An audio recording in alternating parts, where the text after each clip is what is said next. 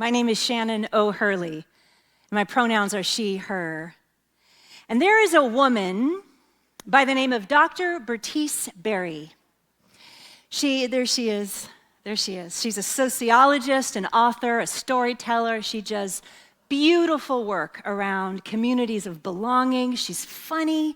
She's absolutely wonderful. If you do not know Dr. Bertice Berry's work, I highly recommend you follow her. She tells these short stories for inspiration in the most beautiful ways. And just before my yearly spiritual retreat this year in Italy, I downloaded a few inspirational videos for myself to watch on the plane and in the airports. And one of them was a short story, a video of Dr. Berry's. And the video was called, "Why Me Here Now?" And that simple phrase moved me so deeply and has stayed with me to this day that I chose it for the title of my talk today. So that's what that meant, why me here now? In the video, Dr. Berry tells this story. She was in her 20s, and she'd gone to see a lecture by Dr. Naim Akbar, a brilliant scholar of African-American psychology. And during his talk, and she explained that he always leaves room for spirit to move through him while he's speaking. And she said it was almost like a trance-like moment. She knew that he was receiving this message, and in the middle of this talk, he said, "Why me here now?" And it was really powerful for her and everyone in the room. And that question struck something within her, and it stayed with her. And so she began using it as a kind of mantra for whenever she went into new spaces or was experiencing challenges, whatever. Why me here now? Why me? Why here? Why now? Letting it guide her attention and her responses and her purpose. And this inspired me so much that I decided to let those words guide me throughout my spiritual retreat. And they became a kind of quiet prayer for me, a way of tuning into my inner guidance and divine wisdom each day. And I'm still using it these many, many weeks later. Why me here now? So one afternoon, I took a long walk. There's lots of those in Europe, long walks. Lots of getting lost and finding your way eventually back. And I was in a very, very rural, little teeny tiny town in Italy. And I was on my way to a sacred site. And I finally found the little train station. And it was like a little train station. And there was no English being spoken. It was all Italian. And my Italian is this good. And so there I was, and I knew where I needed to go. And I went up to this kiosk that looked like it was, 70 years old, and I'm trying to figure out how to get my ticket, and it's beeping at me, and I cannot make sense of it at all, and I can feel the line behind me growing. Have you ever been in that? Right. And so after too much time, I feel this very gentle tap on my shoulder. Thank God. And I turn around, and it's this lovely young kid, I don't know, maybe out of college, something like that, and he says to me, "May I help you?" in the kindest way. But he had a very thick German accent.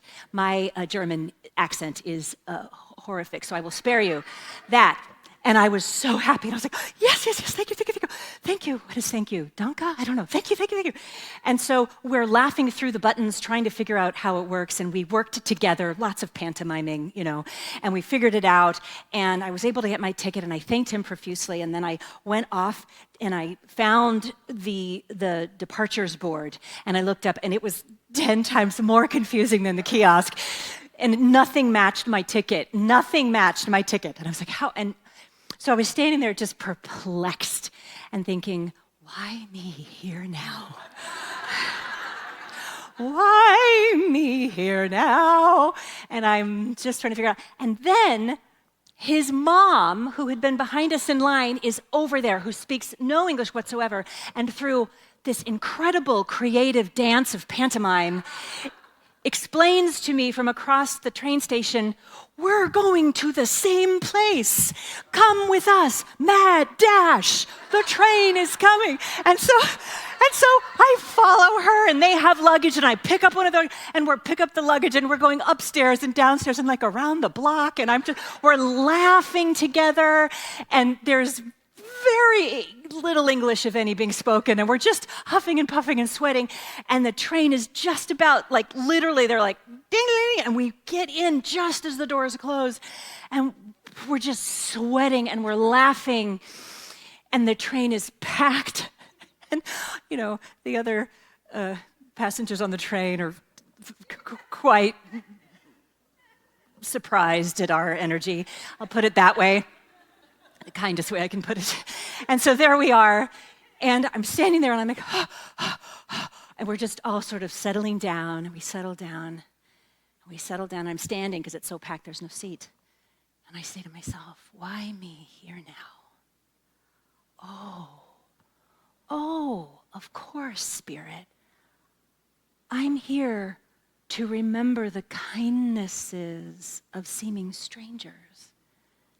Of course, that's why. So I take out my phone and I start taking notes on my phone because I don't want to forget this beautiful exchange. And I'm typing as fast as I can, everything that just happened. And the young kid kind of leans over and he goes very, very, distinctly, "Are you writing a book?" I was so impressed with his English. And I said, and I looked right at him, and I said, "No, just memories." And I could tell he knew what the word memories meant. And we had an exchange that felt ancient. It was humanity loving one another on a train in the middle of nowhere. He knew exactly what I meant. I was recording his kindness and his family's kindness. That young kid just lives in my heart. It doesn't take much, my friends. It doesn't take much. Why me here now is a question that I invite you to gently carry with you daily. Because it's grammatically different than what we're used to, it cuts through the noise. At least it does for me. Why me here now? Let it guide you. Let it remind you that your being here, exactly where you are, wherever that is in any given moment, is not an accident, but a calling into your greater expression of love. Poet Nikita Gill wrote, "Kindness is the greatest endangered thing, and here you are existing, your heart so full with it." Kindness is the greatest endangered thing, and here you are existing, your heart so full with it.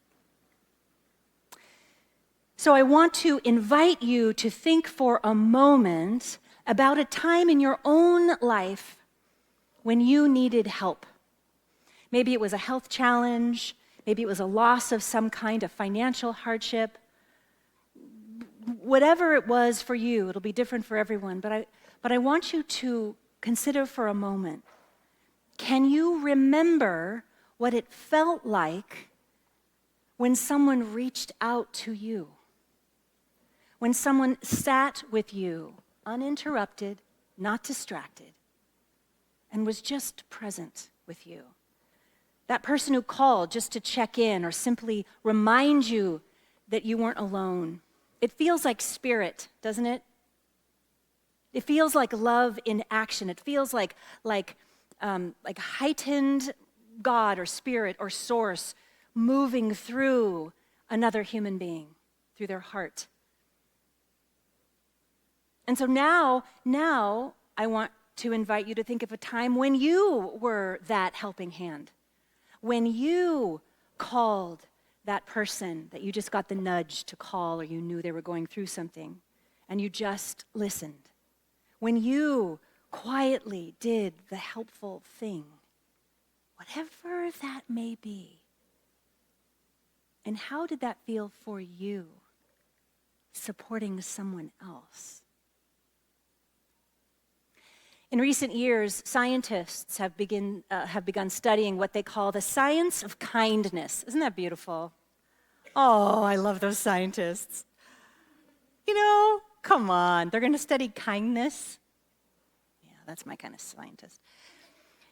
It turns out that the very things that spiritual teachers have been speaking about for centuries, the compassion and being kind, being of service, actually heals us both physically and emotionally. It heals us. In 2019, a Harvard medical study found that genuine acts of kindness release oxytocin, which is the love hormone. And this lowers our blood pressure. I'm going to go like this for you all so that you can see my whole head and not half my head. It's just us. It's totally fine. So oxytocin releases our love hormone. It lowers our blood pressure. It strengthens our heart. And it eases inflammation. What? It eases inflammation. A 2022 study at Cedars-Sinai Hospital confirmed similar results. People who regularly help others have lower stress, stronger immune systems, and a longer life expectancy. What? Yeah. And for those walking through grief or fear, kindness can be medicine.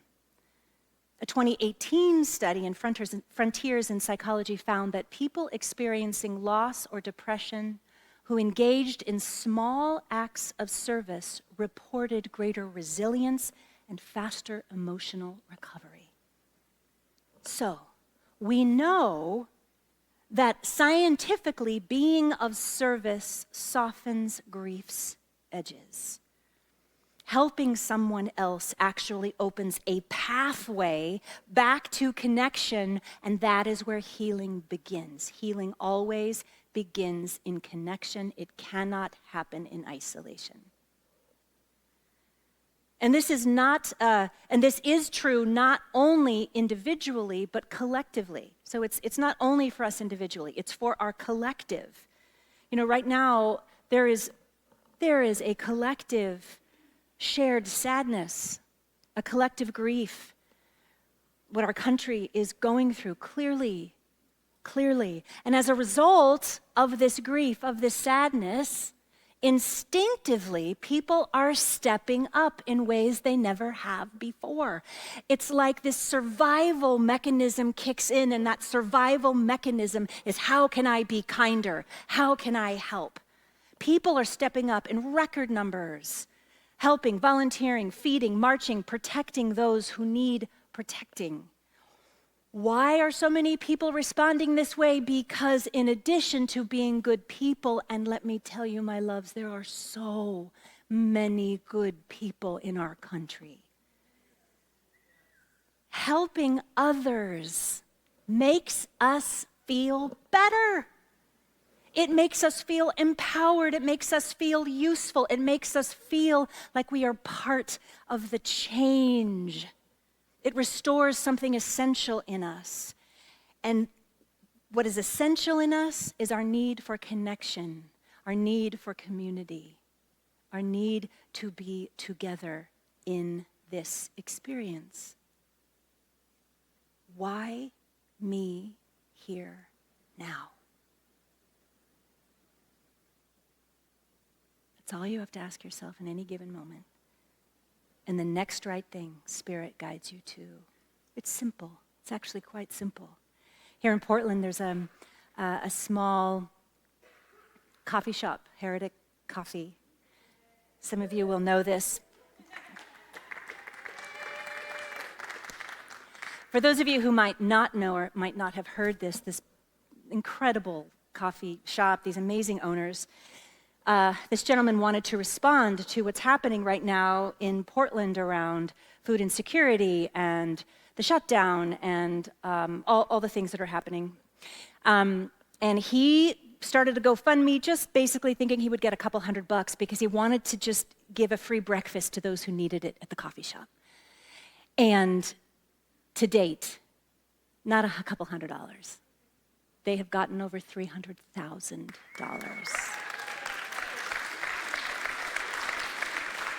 Isn't that beautiful? Everyone just giving what they can. He even made an announcement that because there's so much now, they're so excited, Heretic Coffee is going to be able to support the local food banks and help in that way. Yes, yes, yes. That's the science of kindness at work. The thing is both science and spirit tell us the very same truth. We were created to care for one another. When we reach out, especially in times of sorrow or uncertainty, we join the eternal rhythm of giving and receiving, and that sustains life. And every major spiritual tradition points to the same truth. I did a little exercise myself, and I went through every tradition I could possibly think of. And it's pages and pages of similar examples, but that would make the talk an hour. So I'm just going to give you a couple of examples. In Hinduism and the Upanishads, the earliest religion we have written, fully written, give with faith, in plenty, with modesty, with sympathy. From the Pali Canon in Buddhism, if beings knew as I know the result of giving and sharing, they would not eat without having given. Ancient wisdom. Christianity in Matthew 25, I was hungry and you gave me food. I was a stranger and you welcomed me. From the Baha'i scriptures, be a treasure to the poor, an answer to the cry of the needy. Be a home for the stranger, a lamp to those who walk in darkness. And from New Thought, Ernest Holmes wrote, true service is not measured by the grandeur of the act, but by the sincerity of the heart that offers it. To give of ourselves in the name of good transforms our giving into a channel of divine outreach through us into the world. This wisdom, this spiritual wisdom reminds us that giving and being of service are not just spiritual ideals, they are the very way life works. The whole universe is built on patterns of exchange and reciprocity. Energy moves, love circulates, life gives of itself, and that flow is what keeps everything alive. The natural world shows us this more clearly than anything I can think of. Nature doesn't hoard or separate. It shares.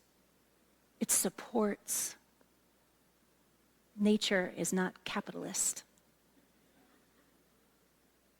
Every tree, every root system, every unseen connection is part of an ongoing conversation of care. This autumnal season of change that we are all in, that Rev Shelley spoke so beautifully about last week, reminds us that just like the trees, we are a part of something larger. Each of us shedding, resting, and renewing in rhythm with one another. Science and spirit agree we were never meant to live as separate beings. Never. You can clap for that. You can absolutely clap for that, Catherine.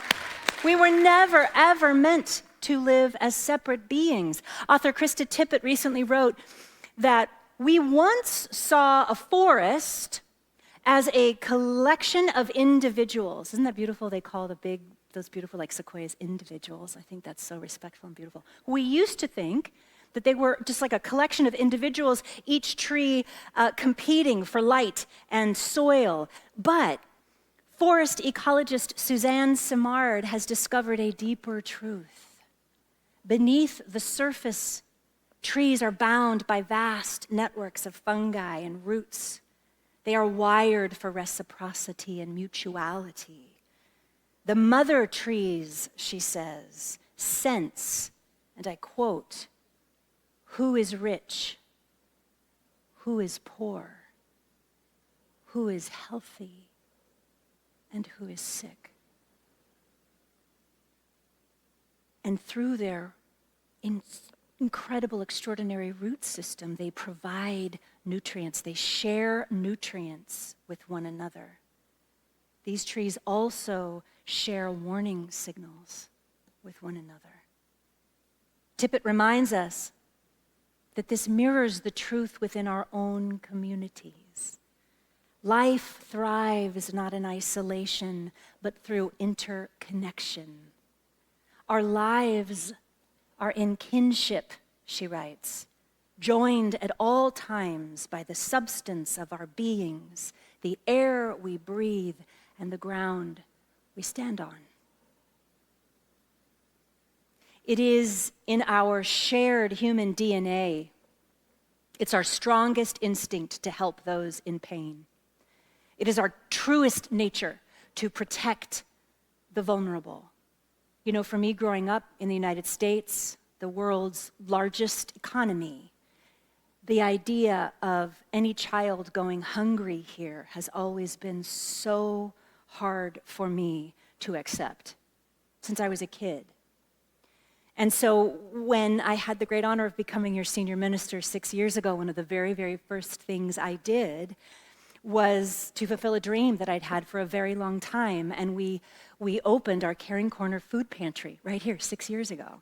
And that was in 2019. And true to form, when I asked you about this, you responded with so much giving and grace, and you rolled up your sleeves and you said, yes, we'll do that. Yes, we will. And we've had an active food pantry since then, with the exception of the lockdown. We've had an active food pantry right here on site since then, every Tuesday. And our Caring Corner, our food pantry, has offered nourishment and dignity and hope. And it reminded the families in need that they are seen and they are valued and they are loved and we care. And now, as the government shutdown continues, and as of today, SNAP benefits are currently stopped, hanging in the balance, who knows what the courts will end up deciding. Our Caring Corner, please know, even before the SNAP benefits stopped, please know that our Caring Corner has been busier than it has ever been. And when I say busy, I mean busy, busy, busy. And I want to thank all of you for your continued support of that crucially important program. So thank you for that. Mother Teresa said, we belong to each other. We belong to each other. Your continued support allows us to do that holy work. You know, love is always calling us to go further. Have you ever noticed that? It's like, I don't know about you, I get to a certain place in my spiritual growth, and I'm like, I got it, whoa. And then something happens, and I'm like, I don't got it. Rev Shelley, I could use some prayer. Love is always calling us into our next becoming. It's always asking for us to raise our consciousness to the next level of compassion and love.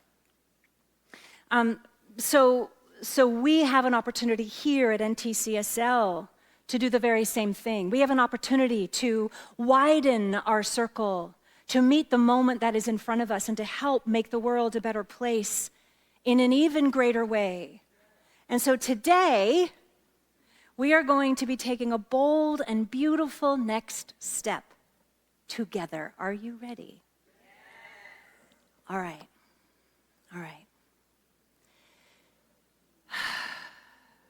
It was recently brought to my attention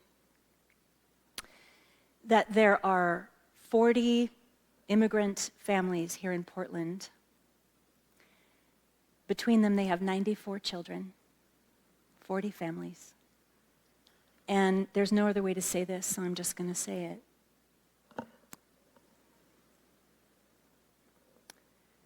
They've been forced into hiding because they're terrified that ICE will separate them from their children. these 40 families in Portland are in hiding. And so, while I wish so much that we could take away their fear and their pain, we can't do that. But what we can do here and online, what we can do is we can make certain that while this is going on, these families are fed.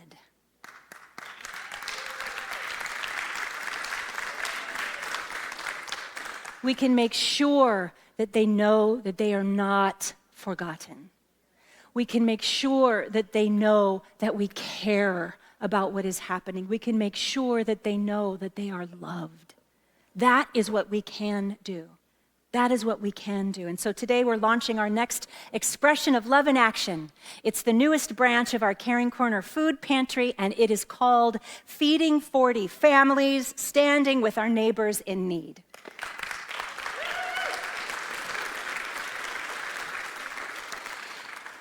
So here's the deal. Okay, that's the flyer, and we're going to show it later as well. So here's the deal. Our immigrant protection team leads worked out the needed budget.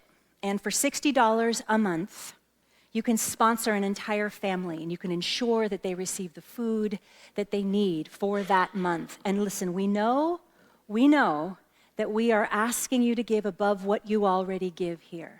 And I am very, very clear that there are some of you who will be able to sponsor maybe even more than one family. I'm also clear that there are some of you who could use some help. And so we're here for all of it. We're here for you for all of it. And keep in mind that we will simultaneously be running our NTCSL Caring Corner food pantry. It's every Tuesday from 11 to 3. And that Caring Corner, it's on site, right here, the food pantry on site here, and I want to thank those of you online who have donated to that. Thank you so very much for helping to keep this running.